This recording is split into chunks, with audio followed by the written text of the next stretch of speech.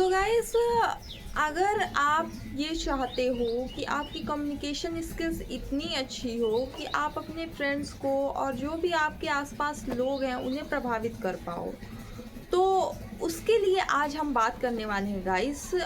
और गाइस, आज हम बिल्कुल अच्छे तरीके से समझने की कोशिश करेंगे कि क्या चीज़ें हैं जो एक पर्सन को अपनी कम्युनिकेशन स्किल अच्छी करने के लिए नहीं करनी चाहिए।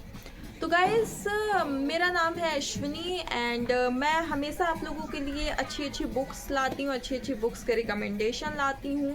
तो आज हम एक ऐसी बुक के बारे में बात करेंगे जो हमारी कम्युनिकेशन स्किल को काफ़ी ज़्यादा इफ़ेक्ट करेगी और भी ज़्यादा बेहतर बनाने में मदद करेगी। तो गाइस, इस बुक का नाम है how to win friends and influence people, जो कि है डेल कार्नेगी के द्वारा लिखी हुई। और हम इस बुक के फर्स्ट पार्ट के बारे में बात करेंगे। इस बुक का फर्स्ट पार्ट है fundamental techniques in handling people. तो इसमें जो फर्स्ट चैप्टर है, इसके फर्स्ट चैप्टर में बहुत सारी एग्जांपल्स दी हुई है ऑथर ने, और उन एग्जांपल के माध्यम से हमें ये समझाने की कोशिश की गई है कि एक पर्सन को क्या चीज़ें नहीं करनी चाहिए। अगर वो किसी भी बिजनेस में हो, स्कूल में हो, कॉलेज में हो, या उसका सेल्फ वर्क हो, किसी भी तरह का काम हो, तो उसे क्या चीज़ें नहीं करना चाहिए। तो according to author, criticism is futile because it puts a person on the defensive and usually makes him strive to justify himself। Author ने यहाँ पर सबसे पहले बात की है क्रिटिसिज्म की। मोस्टली पर्सन्स ऐसा होता है कि वो क्रिटिसिज्म करते हैं, खुद की भी बुराई करते हैं कि हाँ मेरी गलती है, मुझे ऐसा नहीं करना चाहिए था, या सामने वाले की गलती है, सामने वाले में ये कमियां हैं। तो ऑथर ने सबसे पहले इस चीज़ को पॉइंट किया है इस बुक में। Criticism is dangerous and because it wounds a person's precious pride, hurts his sense of importance and arouses resentment। Criticism खतरनाक होती है क्योंकि ये लोगों के गर्व पर भी चोट पहुंचाती है और उनकी जो इम्पोर्टेंस की भावना रहती है उस पर भी ये चोट पहुंचाती है और क्रोध पैदा करती है, इसीलिए क्रिटिसिज्म बुरी है। B.F. स्किनर एक वर्ल्ड फेमस साइकोलॉजिस्ट हैं और उन्होंने कई सारे एक्सपेरिमेंट किए और उन्होंने ये देखा कि जिन एनिमल्स की वो तारीफ़ करते हैं और उन्हें वो कुछ सिखाते हैं तो वो बहुत ही अच्छा रिजल्ट देते हैं। वहीं कंपैरिजन, जिन एनिमल्स की वो बुराई करते हैं और फिर उन्हें कुछ सिखाने की कोशिश करते हैं तो वो एनिमल्स कुछ भी सीखने के लिए तैयार नहीं रहते हैं। यहाँ पर जॉर्ज बी जॉनस्टन का भी एग्जाम्पल दिया गया है, जो कि अपनी कंपनी में एक सुपरवाइज़र के तौर पर काम करते हैं, जिनका काम ये होता है कि वो ये देख रेख करे कि कौन सा वर्कर हेलमेट लगाया हुआ है, कौन सा वर्कर टाइम पर आ रहा है। तो उन्होंने नोटिस किया कि बहुत सारे वर्कर्स अपनी सेफ्टी को नज़रअंदाज करते हैं और हेलमेट्स लगाना ज़रूरी नहीं समझते हैं। उन्होंने कई वर्कर्स को कहा भी कि आप अपना हेलमेट लगाओ, सेफ्टी के लिए ये ज़रूरी है, बट वो डिनाई करते थे, वो एक्सेप्ट नहीं करते थे उनकी बात को। देन उन्होंने रियलाइज़ किया कि इसी बात को हम किसी और तरीके से कहेंगे और शायद ये समझने के लिए तैयार हो जाए। फिर उन्होंने ये कहा कि क्या आपको ये हेलमेट लगाने में दिक्कत होती है? तो कुछ वर्कर्स का कहना था हाँ हमें दिक्कत होती है। तो उन्होंने कहा कि ये वाले हेलमेट नए तरीके से डिज़ाइन किए हुए हैं और अगर आप इसे लगाएंगे तो आपकी सेफ्टी भी रहेगी और आप जो है बहुत अच्छा भी महसूस करेंगे। और यहाँ पर कोई रेगुलेशंस की बात नहीं है, कंपनी का कोई रेगुलेशन नहीं है, लेकिन आपकी सेफ्टी के हिसाब से बना हुआ है ये और आपको बहुत ही ज़्यादा आराम देगा ये हेलमेट, इस तरीके से डिज़ाइन किया हुआ है। ऐसा कहते ही उन्होंने देखा कि 60 से 75% लोग हेलमेट यूज़ करने लगे वहाँ पर और ये बहुत ही अच्छा परिणाम निकला। तो गाइस, इस तरीके से इस बुक में कुछ एग्जाम्पल्स इंक्लूड किए हैं ऑथर ने और बहुत ही अच्छे तरीके से समझाने की कोशिश की है ऑथर ने।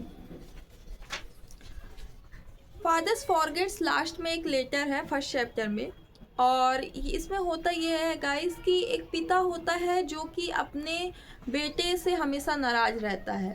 वो इसलिए नाराज़ रहता है क्योंकि उसका पिता ये चाहता है कि उसका बेटा जो भी काम करे वो बिल्कुल उसके हिसाब से हो। मतलब वो अपनी एज का पैमाना अपने बेटे पर लगाता है। जैसे कि अगर वो स्कूल के लिए रेडी होता है और वो अपने आप को टॉवल से अच्छे तरीके से नहीं पोंछता है तो उसे डांट मिलती है।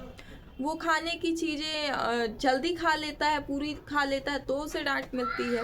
वो अपनी डाइनिंग टेबल पर अगर अपनी एल्बो रख कर के बैठ जाता है तो उसे डांट मिलती है।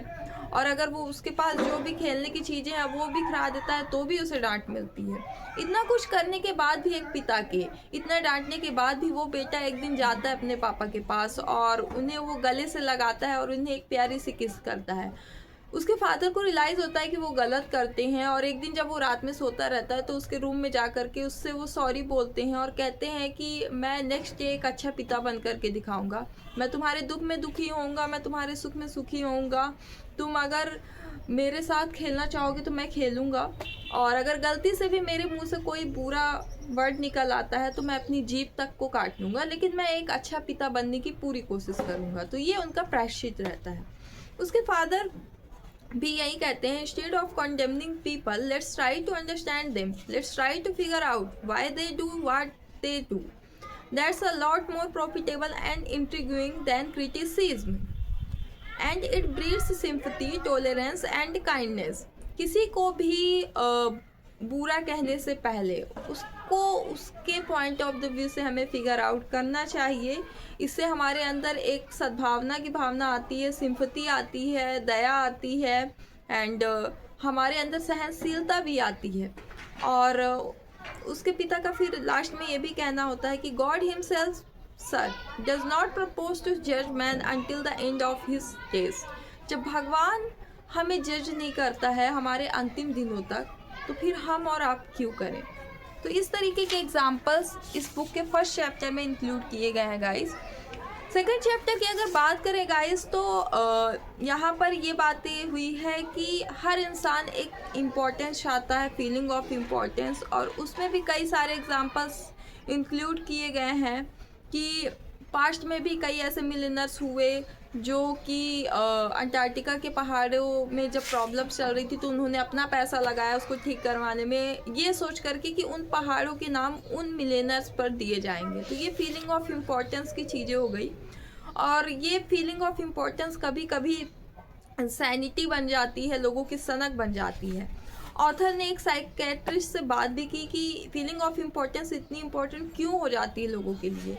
तो साइकेट्रिस्ट ने ये कहा कि ये मुझे भी नहीं पता, जबकि वो एक्सपीरियंसड थे इस फील्ड में, लेकिन उन्होंने ये कहा कि कुछ लोगों को लगता है कि केवल यही गोल है लाइफ का, फीलिंग ऑफ इम्पोर्टेंस।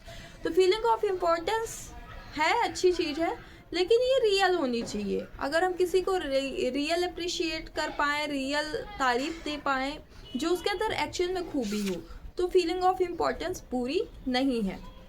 तो इसमें भी कई सारे एग्जाम्पल्स इंक्लूड किए हैं ऑथर ने। है पॉल हार्वे का, जो कि एक रेडियो ब्रॉडकास्टर है, और ये स्टोरी है the rest of the story.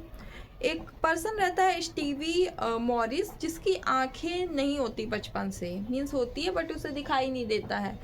तो उसकी टीचर रहती हैं और उससे वो एज अ एप्रिशिएशन कहती हैं कि तुम्हारे पास आंखें नहीं है तो क्या हुआ, लेकिन तुम्हारे पास एक सुनने के लिए कानों के पेयर तो हैं, कानों के जोड़े तो हैं, तुम उससे सुन सकते हो और भी ज़्यादा बेहतर तरीके से। और बस फिर क्या था, स्टीव को ये अप्रिशिएशन इतनी ज़्यादा अच्छी लगी कि यहीं से उनकी लाइफ बदल गई। वो आगे चल कर के एक बहुत ही बड़े पॉप सिंगर बने और उन्होंने सॉन्ग लिखा भी और उस पर एक्ट भी किया। तो ये एग्ज़ाम्पल बहुत ही अच्छा एग्ज़ाम्पल है अप्रिशिएशन का और रियल अप्रिशिएशन का। तो इस तरीके के बहुत से एग्ज़ाम्पल इस बुक में इंक्लूड किए गए हैं। आगे थर्ड चैप्टर की अगर बात करें तो थर्ड चैप्टर में भी बहुत सारी चीज़ों को इंक्लूड किया गया है, और इसमें ये बताया गया है कि हम मोस्टली ये चाहते हैं गाइस कि हम क्या चाहते हैं। हम हमेशा अपनी सोचते हैं कि हमें अपनी पड़ी रहती है कि हमारे ये हो जाए, हमारी ये चीज़ें कंप्लीट हो जाए। लेकिन इस चैप्टर में ये बताया गया है कि हमें अगर कोई भी रिलेशनशिप बनाना है, चाहे वो कैसी भी हो, एज अ बिजनेस के लेवल पे, as a friendship, as a family relationship, तो हमें ये समझना होगा कि दूसरे क्या चाहते हैं हमसे। दूसरे क्या सोचते हैं ये इम्पॉर्टेंट नहीं है, दूसरे हमसे क्या चाहते हैं ये इम्पॉर्टेंट है। क्या हम दूसरों की विश को पूरा कर सकते हैं, तो हम बहुत ही अच्छे तरीके से लोगों को इन्फ्लुएंस कर सकते हैं किसी भी चीज़ के लिए।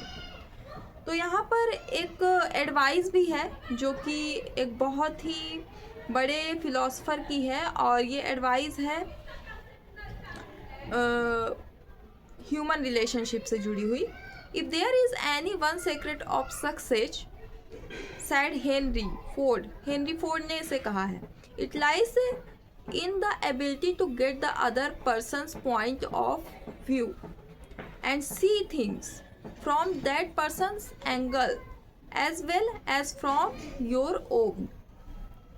इस चीज़ को ऑथर ने वापस से रिपीट भी किया है, that is so good, I want to repeat it।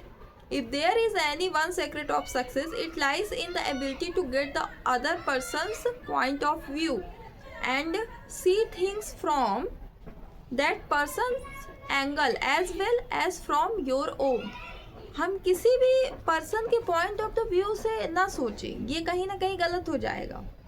हम उस पर्सन के एंगल से सोचें, हम बिल्कुल उसी एंगल से सोचें जैसे हम खुद के एंगल से देख रहे हैं, तो हमारे सक्सेस के चांसेस 90% बढ़ जाते हैं। चाहे हम कुछ कर पाएँ या ना कर पाएँ, लेकिन हम दूसरों के एंगल से देखना शुरू कर दें। That is so simple, so obvious that anyone ought to see the truth of it at a glance. Yet 90% of the people on this earth ignore it 90% of the time।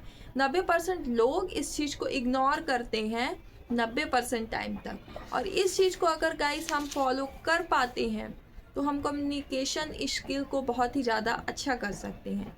इस book में कुछ letters के examples भी दिए हुए हैं कि उस टाइम पर किस तरीके से लोगों ने लेटर लिखा, कई लोगों को एज अ जॉब के पॉइंट ऑफ द व्यू से, एज अ हेल्थ के पॉइंट ऑफ द व्यू से, लेकिन उन्होंने कुछ गलतियां की और उन गलतियों को सुधार करने के लिए यही सजेस्ट किया गया है कि हम पहले उनका ओपिनियन देखें, उनके एंगल से समझें, क्या हमारा काम उनकी हेल्प कर पा रहा है।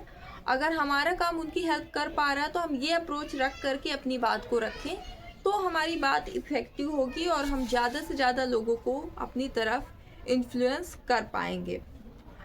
एक प्रोफेसर की और एडवाइस है, arouse in the other person and eager want, he who can do this has the whole world with him, he who can not walk a lonely way. Means लोग क्या चाहते हैं, हम पहले उनकी इच्छाओं को पूरा करें। अगर जो ये कर सकता है उसके साथ पूरा जमाना है, और जो ये नहीं कर सकता वो अकेले चलेगा। तो गाइस ये थे how to win friends and influence people book के फर्स्ट पार्ट के कुछ चैप्टर जो मैंने आप लोगों के साथ शेयर किए। और गाइस अगर आप भी इस बुक को रीड करना चाहते हैं तो मैंने इस बुक का लिंक अपने बायो में दे दिया, आप सब इस बुक को बाय करके रीड कर सकते हैं। और इसी के साथ गाइस आप मुझे मेरे इंस्टाग्राम पेज पर भी फॉलो कर सकते हैं, जहाँ पर मैं छोटी छोटी बुक्स की रील्स डालती रहती हूँ, और आप मुझे वहाँ पर भी फॉलो कर सकते हैं। और मेरी वीडियो पसंद आई हो तो लाइक करिएगा, सब्सक्राइब कर दीजिएगा मेरे चैनल को। और अगर कोई बुक की नई सजेशन है आपके पास तो आप मुझे कमेंट करके बता सकते हैं, तो मैं उस बुक का भी रिव्यू आप लोगों को दे सकती हूँ जो सेल्फ हेल्प से जुड़ी हुई हो और आपकी लाइफ में एक बेहतर इम्पैक्ट डाल पाए। तब तक के लिए guys bye bye, see you soon and see you again.